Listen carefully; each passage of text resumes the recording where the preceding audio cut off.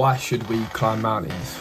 In this video, I want to convince you why you should set the ambition to climb a mountain, even if you're not an outdoorsy person. Firstly, I'm going to go into how I got into and found a new passion for climbing and hiking mountains. It was in Scotland, Ben Nevis, the highest peak in the UK, where I took a road trip with my family, and it was a great trip to finally bond with people that are closer to me before I was going off and setting off on my travels. 3,147 metres. This was such an adventure.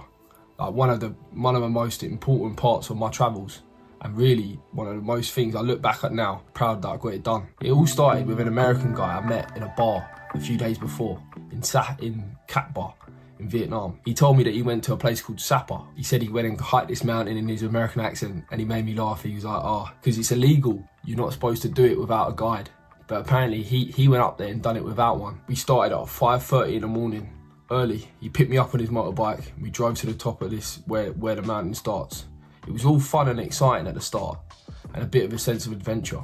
But that soon quickly changed to 2 hours into climbing, where we set off at a blistering pace, like just going for it, hiking in this beautiful nature, peaceful, and yeah, it was definitely a great time. Listening to chilled out music, had this simple goal of getting from point A to point B. You have to climb ladders, stairs, and some of it is sheer vertical terrain. So you do definitely need someone with you to get up the mountain, up and down safely.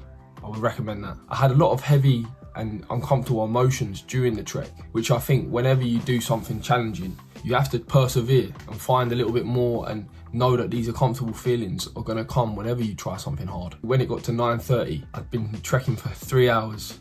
I finally felt like I'd achieved something, because I wasn't there, but I definitely put in most of the trek. So we had another 2 hours to go, but it was challenging for sure. I weren't smiling, but I can now. It's about being able to push ourselves and test ourselves to the limit, and be unsure of whether or not we can or cannot achieve our goals. I think that's why I want to look at doing more mountain climbs and pushing myself.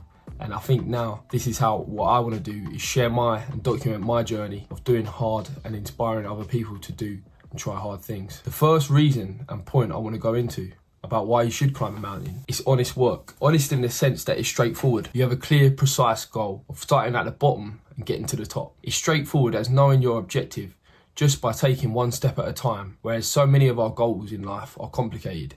They start off on the surface, they start off simple, but then life gets in the way and you find it tough to balance all of your projects and ultimately achieve the outcome that you want. When you do accomplish something that is straightforward yet difficult, you realise that complicated goals are also achievable. The second reason is because hiking is great for your mental health. Being around wild nature and stunning backdrops can really humble you and show how small we really are compared to the grand scheme of things. It was unbelievable, the nature that I saw on that Fansipan trek, and like just the animals, me and my guide, literally just roaming, being on our own in these, it was like Jurassic Park. That's what it felt like. It was beautiful. And I had a lot of time just to disconnect, have a great time just on my own, and just getting up to the top of this mountain. Studies have shown that participating in group physical activity in nature decreases negative and obsessive thoughts about the self, which are attributed to depression and anxiety. Exercising in nature is also a great way to increase endorphins, which stimulate receptors associated with pleasure in the brain, making you feel good and releasing energy that have been contributing to the build-up of anxiety. I definitely found this to be true for myself. It definitely gave me a greater sense of peace being out in the open and on these climbs. When I'm working and in London, I find that everyone's on top of each other. It can be even dirty and stressful and busy. Red lights, traffic. I'm going up to London soon, so I'm going to find that out. Definitely when I'm in nature, when I'm at work, where I'm around where I live, out in the open, I feel free. I feel like I have time to think. Whereas I think going to the mountains and disconnecting for a while is definitely a great place where you can take a step back and reevaluate your life, but also just take time not to think about your problems or worries. It's peaceful and it can be liberating. The third reason you need to climb a mountain is because it gives you time and to disconnect from real world stresses and problems. Work stresses like money, providing for yourself, providing for your family. It's not easy to keep and find work, whereas taking the time to climb a mountain doesn't have any of that. It gives you a break from stresses of life. It's good to disconnect and go off grid for a while. Like I was saying just a minute ago, you should take time to rest. It's good for your mental health to take a break now and then. If you're always obsessing about problems, you won't solve them. Sometimes taking the time to attack work and problems once you come back. And sometimes that's why climbing a mountain will definitely give you that. The last reason is because it bestows a sense of pride and achievement of completing something challenging. This is very similar to the first point, but it's worth mentioning. Even if you don't think it would impact you, it will. It takes time to make a climb. It takes effort. To get from point nothing to the top, you get higher. There's a very primal satisfaction on simply getting higher than you were before. To be at the top of something, and usually the icing on the cake is the views to take in.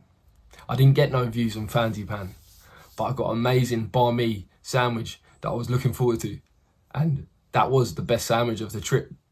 Honestly, I think I earned it, the amount of steps I've done. And when you finish something like that, something that does test you, it gives you inspiration to do more difficult things, to take on challenges, to push ourselves. And you can carry that inspiration with the rest of your life's work. By embracing challenges and struggles of mountaineering, we can learn to overcome adversity and develop a strong sense of perseverance that will stay with us throughout our lives. Ultimately, mountaineering can teach us not only about mountains, but about ourselves, about taking one step at a time, being present in our challenges, ultimately get to the top of something and see the journey was actually what we was looking for throughout our life.